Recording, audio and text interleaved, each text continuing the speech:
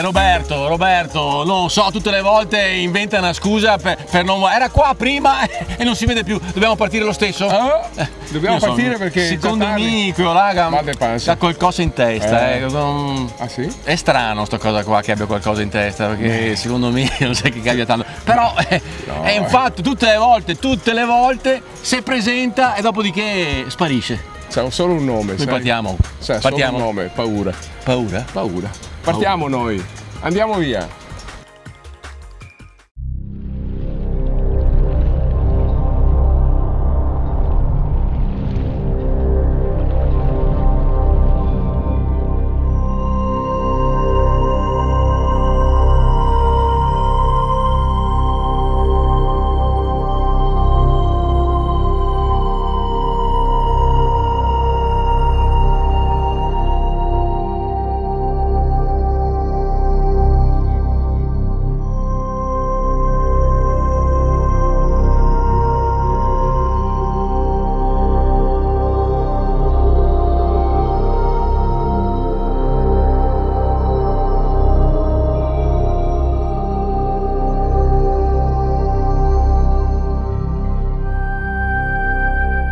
Mi scusa un attimo, ma hai visto una mongolfiera? Perché mi sono perso una mongolfiera. Ma mi sembra che ho visto qualcosa muoversi, però secondo me era un gregge, una mongolfiera arriva più tardi.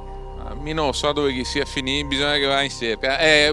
Non si dice in bocca? In bocca alla trota. A trota.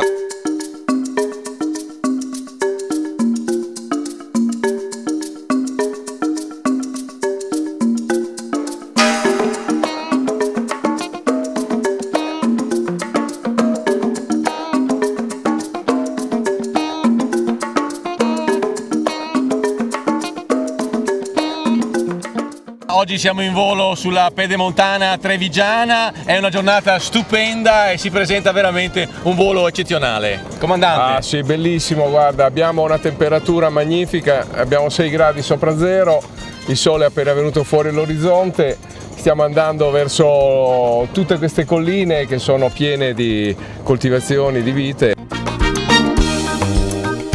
La Pedemontana Trevigiana è un'ampia fascia collinare che si estende da Cordignano e dalle pendici del Cansiglio fino a Vittorio Veneto, Conegliano, Tarso, Pieve di Soligo, Valdobbiadene, Asolo, San Zenone degli Ezzelini e lambisce le pendici del Monte Grappa in provincia di Vicenza. Da sempre quest'area è divisa geograficamente dal fiume Piave che abbiamo visto sotto di noi, la sinistra e la destra Piave.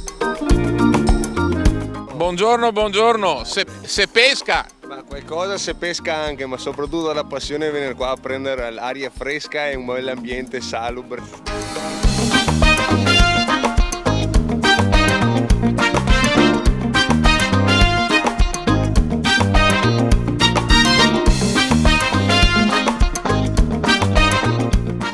Un ambiente ideale per gli amanti della natura e degli sport all'aria aperta.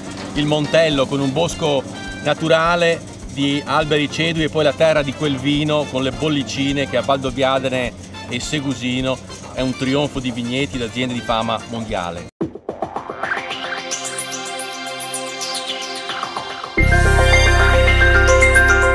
Sicuramente è una bellissima giornata, così è la più bella giornata per andare a cavallo, il territorio promette a questo.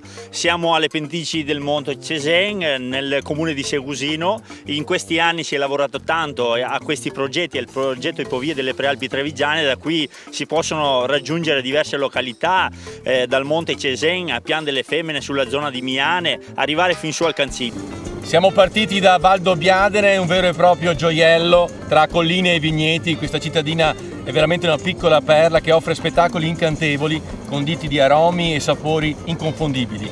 Prima di tutti quella del Prosecco. Villa dei Cedri, un antico opificio dell'Ottocento con un bellissimo parco dove si svolgono importanti manifestazioni come Calci di Stelle ad agosto ed il Forum degli Spumanti a settembre. davvero un territorio di pregio dove Valdobbiadene si colloca al centro con Villa dei Cedri, questo monumento importante della città, e per dare un messaggio davvero bello a tutto il territorio e agli ascoltatori. Questo territorio, questo paesaggio dell'enoturismo è la cartolina più alta del territorio della provincia di Treviso. Tappe obbligate di questo itinerario sono Possagno ad ammirare le opere del Canova, luoghi che evocano la Grande Guerra, tracce di combattimento che oggi sono diventati un museo, un monito visibile alla pace. Il Grappa è il simbolo moderno della pace e della libertà dell'uomo. Non so se lo sai, comandante, ma in questo posto, quando c'è il passo migratorio, centinaia e centinaia di cicogne bianche si fermano qui per alimentarsi e poi ripartire. Quindi stiamo seguendo in qualche modo il volo delle cicogne. Mentre noi seguiamo il volo delle cicogne, chissà dov'è Roberto? Sarà in bicicletta, sarà col cavallo, chissà dove.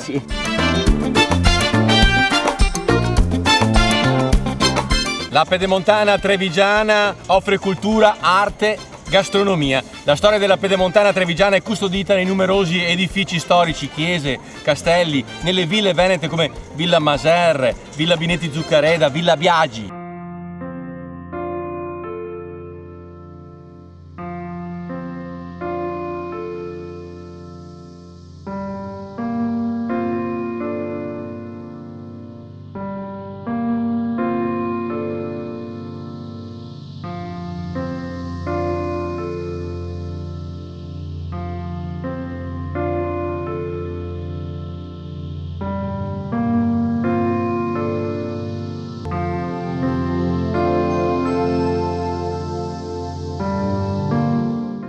La Villa di Maser è uno dei capolavori di Andrea Palladio, fu costruita a partire dal 1550 per i fratelli Barbaro ed è un esempio straordinario perché è l'unica villa del Palladio, patrimonio dell'umanità UNESCO, che è rimasta con la sua azienda agricola, con la sua cantina, con i suoi vigneti e vive di questa tradizione che è quella originale per la quale è stata costruita. Stiamo andando verso i boschi del Montello, non so se lo sai, comandante, ma il legname, tratto un terzo del legname che è servito per costruire Venezia proviene appunto dai boschi del Montello. Ah, magnifico! Quale opportunità, anche grazie alla nuova strada che sembra finalmente parta, potrà avere il territorio? La novità sono queste tre aree di Verona, di Vicenza e di Treviso che sono unite da un progetto comune di valorizzazione. L'altra novità è che la Regione Veneto, attraverso l'assessorato al turismo di Marino Finozzi, sta cercando di creare una nuova area tematica, quindi vicino alle tradizionali mete che sono Venezia, le spiagge, le città d'arte, il lago di Garda, le Dolomiti, le terme. C'è una nuova area, la Pedemontana Veneta, che sono queste splendide colline che dalla Valpolicella, attraverso Soave, Schio, Valdagno, Tiene, Braganza, Bassano, Marostica, arriva fino al Trevigiano.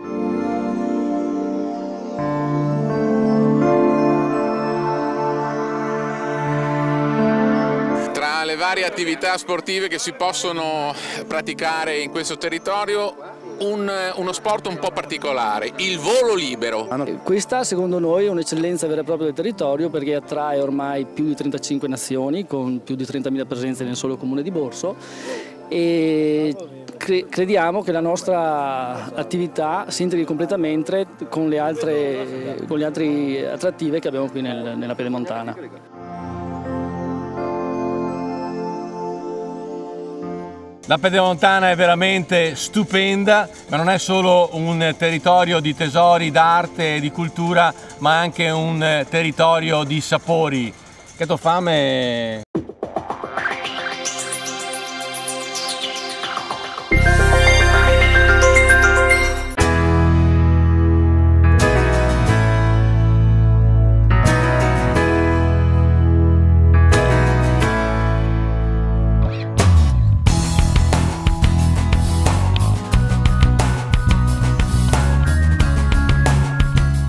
In questo periodo abbiamo il germoglio di Pungitopo, che è un germoglio che pochi conoscono, ma abbinato a una mimosa d'uovo e un formaggio bastardo del Grappa.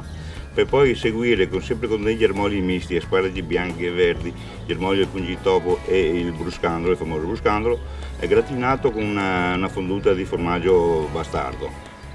Invece abbiamo dopo una quenelle fatta con le ortiche, praticamente è un impasto di ricotta, patate e ortica, come i gnocchi, e poi servito con una fonduta di morlaco.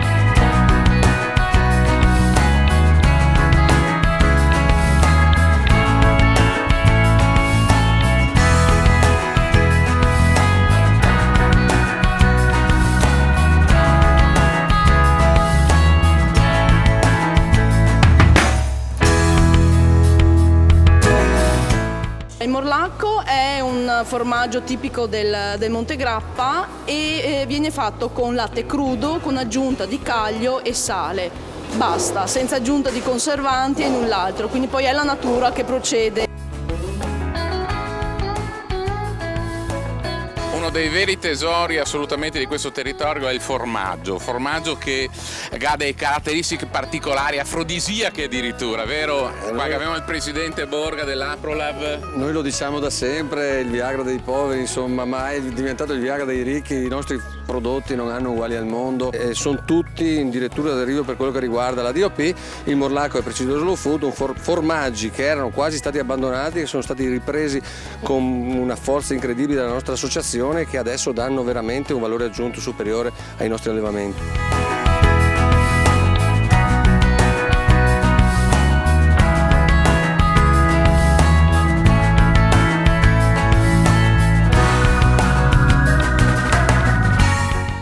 Come butta oggi?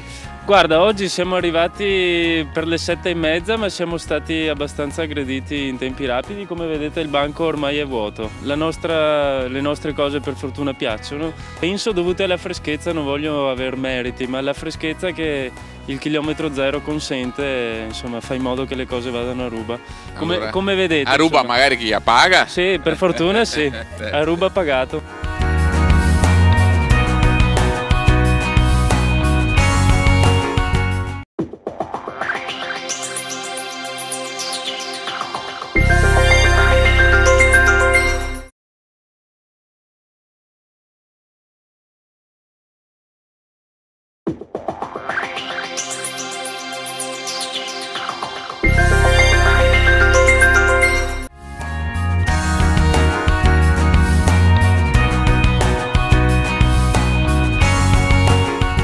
Assolutamente uno dei luoghi imperdibili di Montebelluna è un museo molto particolare che è il Museo dello Scarpone. Perché Montebelluna è la capitale mondiale dello scarpone da sci e poi delle scarpe sportive? Perché per secoli questo territorio è stato il punto di incontro fra la pianura e la montagna e quindi noi per secoli abbiamo fatto scarpe per i boscaioli che andavano a lavorare ovviamente in montagna. Ecco la gallozza, che è l'emblema per secoli di questo nostro territorio. Guardi, diciamo i gaosse. Ha 2000 anni, non questo, ma il modello risale addirittura all'epoca pre-romana. Gallozza, gaeosa, galoche, dai galli. Da non confondere con gaeosa del corno, e qui abbiamo un esemplare letterario, è quello di Rigoni Stern che si è regalato, lui era appassionato di boschi e di montagna. Nell'Ottocento Montebelluna, invece che produrre solo scarpe da boscaioli, comincia a produrre scarpe da montagna, perché il turismo dell'inizio soprattutto del Novecento in montagna diventa veramente un fenomeno di massa. Ecco, noi abbiamo le prime scarpe chiodate che venivano usate dai turisti del Novecento. Ecco, questa è la chiodatura, molto bella anche esteticamente, perché non dimentichiamo che la manualità non solo faceva cose che erano funzionali ma anche belle.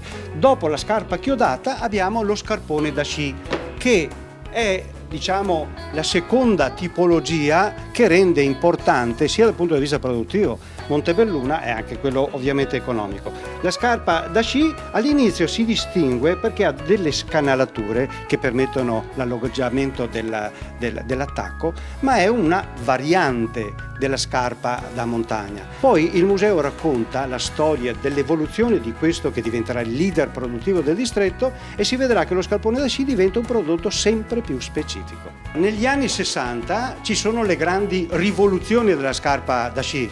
Anzitutto i lacci vengono sostituiti dai ganci e poi soprattutto lo scarpone diventa un oggetto tutto plastica. Questo trasformerà il prodotto artigianale in prodotto industriale. Ma non tutte quante le aziende accettano questa rivoluzione. E allora cosa succede?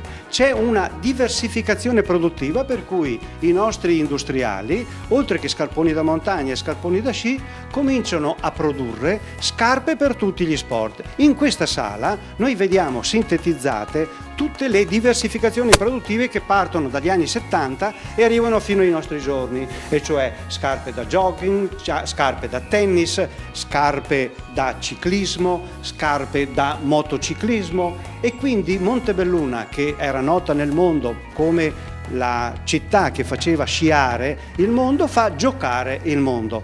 Con l'abbigliamento sportivo poi veste anche atleti e turisti. In sintesi, Montebelluna ha fatto scarpe a tutto il mondo. Certo.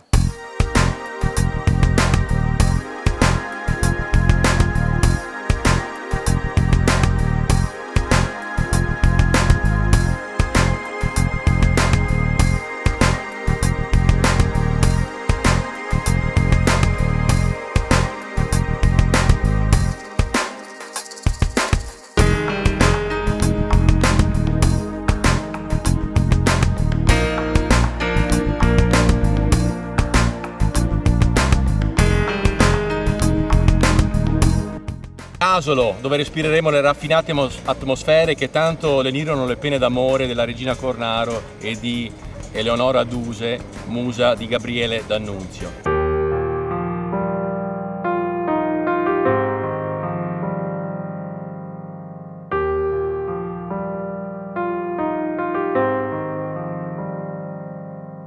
Volete inebriarmi? Disse con subita ilarità. Questa è la tazza che si offre a chi va verso l'ultimo supplizio. Ebbene sì, cara amica mia, vi confesso che mi trema un poco il cuore. Gli perdono di avermi sfruttata, rovinata e umiliata. Gli perdono tutto, perché l'ho amato.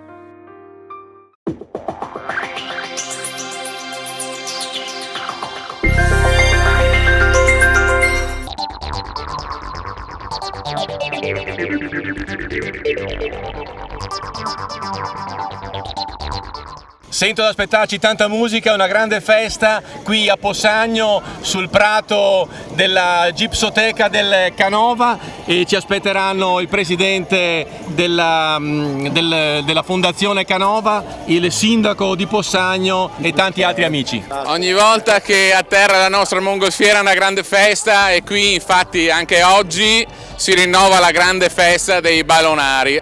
Grande avvenimento oggi per un paese importante come Possagno. Beh, sicuramente un grandissimo avvenimento. L'arrivo di questa mongolfiera è un evento che attrae sempre bambini, grandi, adulti, è sempre molto affascinante, e in questo contesto penso che sia la ciliegina ideale per coronare un parco, una gipsoteca come quella che abbiamo qui a Possagno, che è una perla, una mongolfiera che si erige all'interno della nostra pedemontana. Infatti dire Possagno vuol dire Canova, e qua anche oggi che abbiamo avuto la fortuna di atterrare proprio nel giardino, nel prato del Canova. E questi sono i proprietà di nonno Pasino Canova, nonno appunto di Canova. Andiamo ad accogliere la mongolfiera. Ha venduto questi terreni per far studiare il nipote, e il nipote, appena ha venduto la seconda statua, il Perseo, li ha riacquistati. Si chiamano appunto i Campi Persei, abbelliscono, come voi vedete,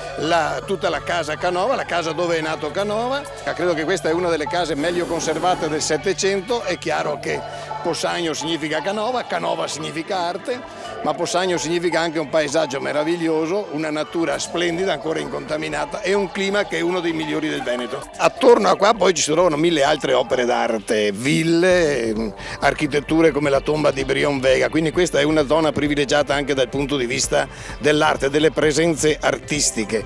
Chi c'è che ne può dire una parola in piazza se non il presidente della Strada del Vini? Beh sì, effettivamente la nostra è una terra di vigneti da sempre, dall'epoca dei veneziani. I colli asolani avevano questa dolcezza, il vento che scendeva dal Grappa, il Montello ha il Piave con il vento che scende dal Piave, quindi sono grandi rossi e grandi bianchi e prosecco. Abbiamo sentito dall'alto dei profumi, noi che abbiamo girato quanta pedemontana trevigiana e mi ha detto che c'è qualcosa da mangiare, che viva un sacco qualcosa.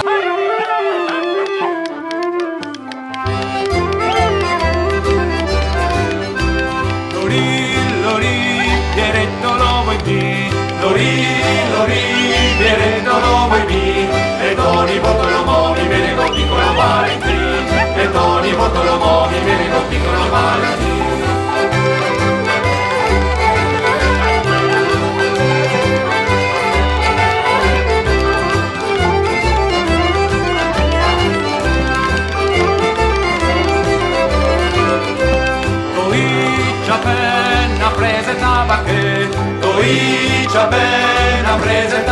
Allora siamo arrivati finalmente a scoprire i sapori della pedemontana trevigiana. Parliamo di olio. Olio delle colline trevigiane. È prodotto in una fascia pedemontana collinare che va dal confine della provincia del Friuli fino a Bassano del Grappa. È un olio di alta qualità perché è prodotto in una fascia protetta dai venti del nord e siamo nel territorio più a nord d'Europa dove si coltiva l'olivo. È la sorpresa, questi prodotti della tradizione che grazie a una delibera della Regione Veneto oggi possono essere lavorati in azienda con delle specificità e venduti al consumatore finale. Lì abbiamo anche il miele della nostra pedemontana e in questo caso abbiamo la calcia e il castagno che sono due delle nostre 3 specialità perché abbiamo anche una specialità che è il millefiori di alta montagna. È una nuova idea che ci viene qua dalla pedemontana, la carne con le bollicine. Carne e bollicine, l'aperitivo alternativo di Unicarve, l'associazione di produttori di carne bovine del Triveneto. Invece del solito spritz con patatine, pizzette, carne battuta al coltello. Buonasera. Questa è carne veneta, è solana, scottona in italiano, no, è la parte dell'anteriore perché noi non usiamo il posteriore, la coscia, appunto filetto, sottofiletto, ma bensì l'anteriore per valorizzare quel quarto meno nobile, ma non nei gusti, nei sapori, ma nel prezzo e via dicendo, perché oggi filetto, costate, tagliate e via dicendo. Quando l'anteriore è una carne più saporita, perché è più fresca di macellazione, perché il posteriore viene più frollato. Qui fresca, dopo 8 giorni viene usata e qui viene usata il fesone di spalla, a coltello, olio di colli asolani e olio del gomito del macellaio. Benissimo, buon appetito.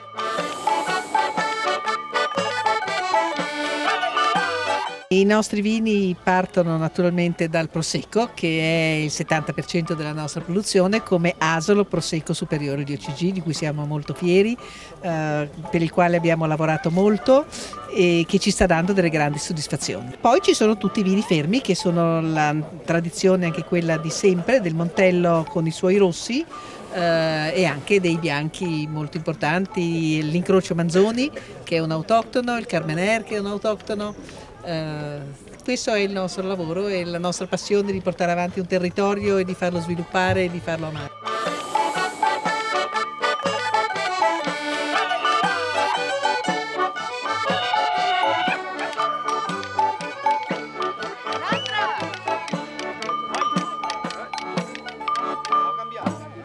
E sulla musica de Possagnotte vi salutiamo perché abbiamo capito che da qualsiasi parte che te vaghi, in ogni canton, che c'è qualcosa di buono e di bello. Perché questo è il Veneto, tra terra e cielo! Ciao!